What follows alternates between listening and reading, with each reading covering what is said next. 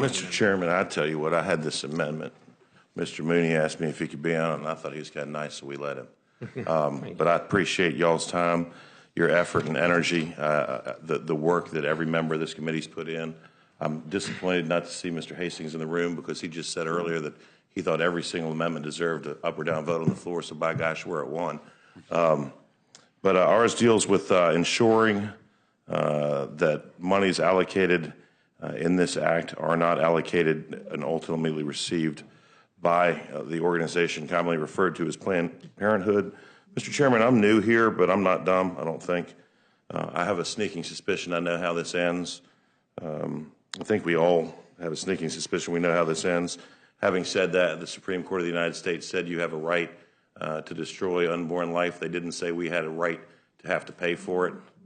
As such, I think it's fiscally prudent to take this safeguard step to ensure that despite the fact that some might argue there's no direct allocation to Planned Parenthood in this budgeting process, oftentimes via Title X or however it is, they end up there.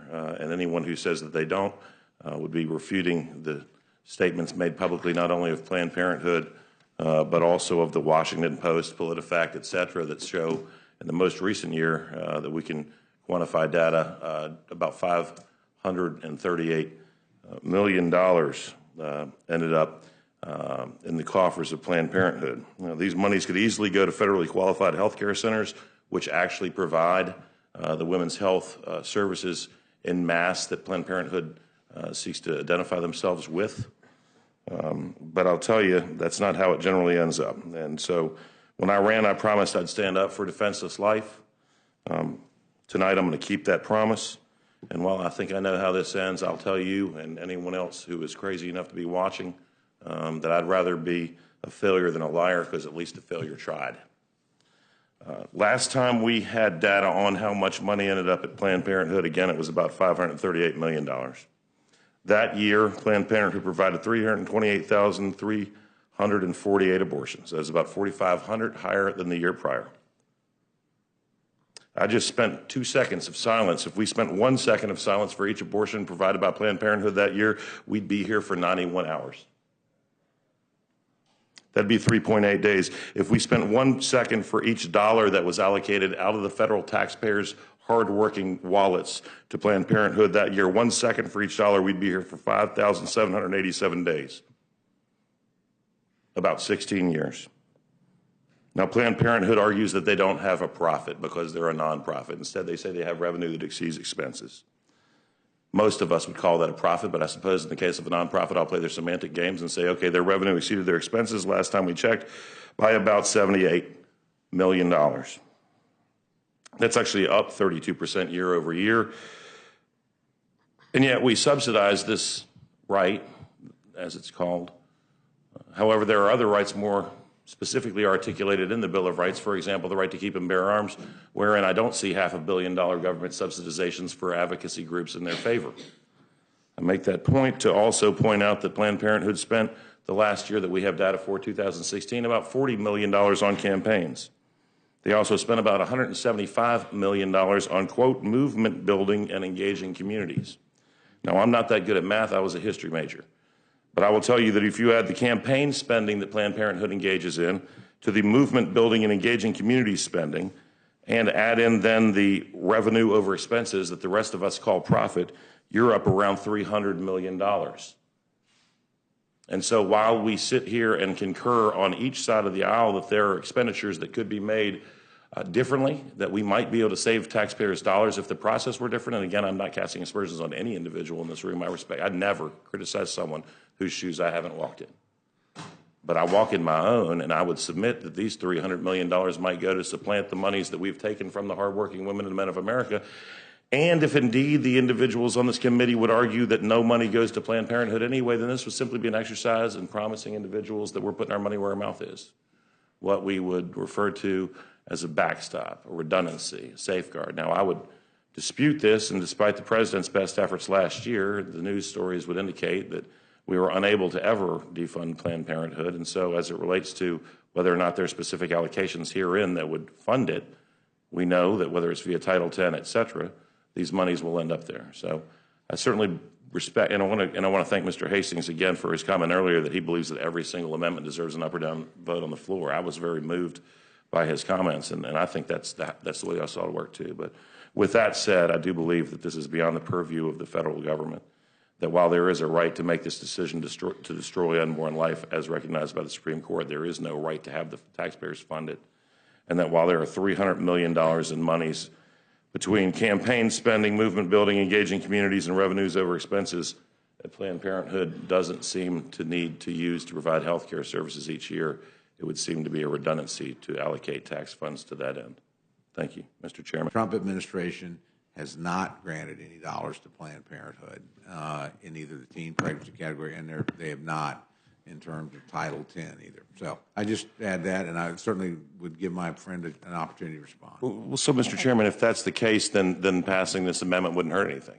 Well, it would cost you votes. You know, no, that's a calculation here. And with all due respect, not everybody that favors the amendment is going to vote for the bill anyway. Well, sir, some people that are going to vote for the bill don't favor the amendment.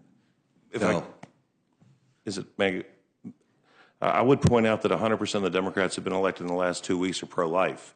So not all Democrats. That's an encouraging trend, right? That was the point. But not all Democrats are pro-terminating life. But the point I would make, though, is this: that there is a right recognized by the courts, disagree though some of us may, to an abortion, not to fund that abortion. We also have a right to keep and bear arms, but nobody's trying to fund those gun safety courses.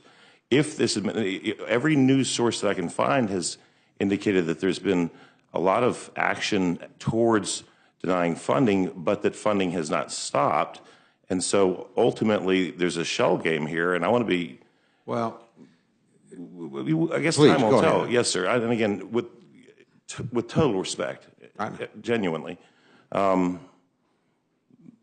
But, you know, if these things are core values for us, if we believe in these things, and we know that this is going to be a tough fight, and we understand that there's a this for that, and that maybe you lose some votes. But if it's a core value, why not go to the wall on it? Well, we actually, I would point out, we did on the floor of the House. We did exactly, and we did it in committee. Quite frankly, you never had to vote to strip money out of Planned or the Title X funding because there wasn't any in the House bill. Period, not a dime. So yes, sir. We live in a legislative process. We do have, and frankly, the president pointed away. You elect enough people, you can do it. You got a president of the United States, and he's not funding. You know, he has got control of this. But we ought to continue to work. My friend's right. I don't disagree with what you're trying to do. I just disagree that there's money in here for Planned Parenthood. There's not. There's Title X and Title II funding. We have a president that's not approved any grants in this area. And just again, we don't disagree on where you're trying to go. I'm just saying I'm not sure we can get there all in one step. The other thing I'd point out, well, you use the figure of over $500 million. Actually, in this bill, that would not apply. Over 90% of that money, or roughly 90% of that money, is Medicaid money, which this bill does not deal with. And that's another area where I think we ought to be working to do exactly what you're trying to do. Well, is it appropriate for me to ask you one question, sir? Yes, sir. Do you have confidence that none of the money in this budget will end up in the hands of Planned Parenthood? I have confidence the President of the United States will keep the campaign commitments because he's kept them so far. No, sir. But I don't get to make it. Look, I agree with what you're trying to do. All I'm telling you is we don't have the votes to do it. We were able to stop the effort to grandfather in that money to make sure that it didn't happen. The President's done everything. I think you have to keep working these things through. And again, I don't disagree with what my friend's trying to accomplish at all. I want to just close. And again, I in no way, shape, or form wish to be disrespectful. Some things in life, you know, and I think we're in the same spot here. We are.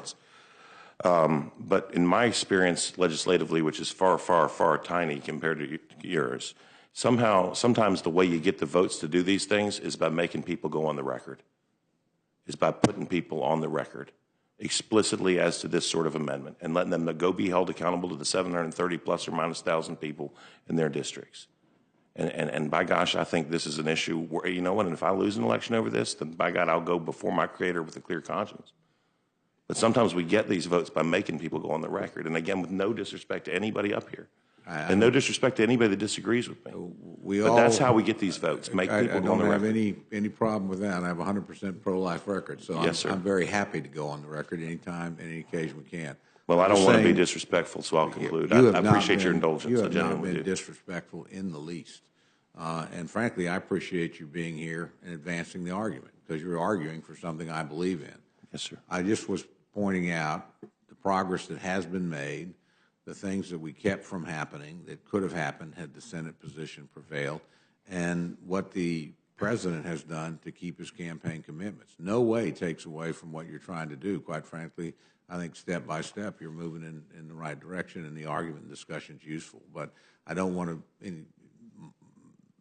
I would tell you we don't appropriate money to Planned Parenthood. But my friend makes a fair point that when you give the authority to grant, then those people can do it. We had an administration that did exactly that. Fortunately, we have one right now that does not, but that won't last forever. You know, presidents have terms. So again, we don't disagree on this. I just wanted to put some facts on the table to add to my friend's argument. So with that, yield back, Mr. Chairman. Mr. Chairman, thank you very much. I just want to say that Chairman Cole has dealt with this issue for a long, long time. I have never heard a member be more clear about not only the policy, but about their intent. And I don't think anybody in this organization needs to stand up for Tom Cole. We're not in that circumstance. There's no challenge. I don't take it that way. What I want to say to you is Mr. Cole is consistent and very clear. I'll be pleased to talk with you offline, but we're delighted that you're here. In the development of you as a new member of this conference, this is critical. Mr. Biggs referred to his first time up here. We want you to remember this time. We want you to remember the next time. You will be able to come speak your mind up at this committee and articulate thoughtfully your ideas and expect that we provide back some bit of help and reason back. I think you presented yourself very well today. Mr. Chairman, if I might, they don't have to wait till your next birthday either. Right. May I say something by way of editorial comment for 10 seconds because you opened the door? One of the things that frustrates me the most in this, and I really was moved by your comments, the frustrates me the most is people who attack the person and not the idea. That we can disagree on ideas without disagreeing on people, the ad hominem attacks, and so the tone. I didn't want to come across. I hope I didn't. We should. The respect. We don't take it that way at all. Well, we ought to stop what we did to what people on our side of the aisle did to the last president. What people on the other side of the aisle are doing to this president on ad hominem level is un-American. We need to get away from that. We need to attack ideas and not people. Thank you. Yes, sir. For your indulgence. And thank you.